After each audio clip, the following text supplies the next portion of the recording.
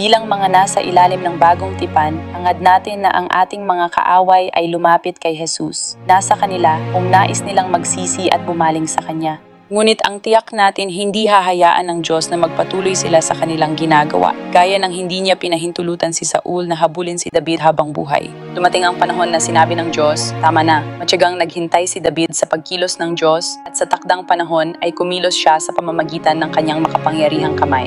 Dinala niya si David sa pagtatalaga bilang hari, ang kanyang pagkatawag at tinupad ang pangako.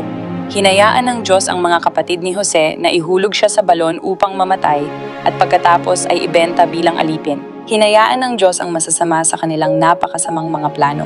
Hinayaan niya ito ng sandali. Binigyan niya sila ng awa upang sila'y magsisi. Samantalang ginamit ng Diyos ang masamang pinalak ng kaaway upang magdulot ng kabutihan. Sa pamamagitan ng apoy na pagdadalisay na naghanda kay Jose para sa kanyang pagtawag, pinino siya, pinatatag ang kanyang pananampalataya. Ang pinagdaraanan mo ngayon ay maaring maging daan ng Diyos upang tuparin ang kanyang pangako. Ang mga pagsalakay sa iyong buhay, ang mga espiritual na labanan na pinapahintulutan ng Diyos ay maaaring maging katalista upang isakatuparan ang kanyang layunin sa iyo. Maghintay ka ng may pagtitiyaga sa Panginoon. Hintayin mong siya ang kumilos. Siya ay kikilos sa kanyang takdang panahon. Oo, dito madali habang dinaranas mo ito. Ngunit tapat ang Diyos upang ibigay ang tagumpay at hadlangan ang masasamang plano ng kaaway.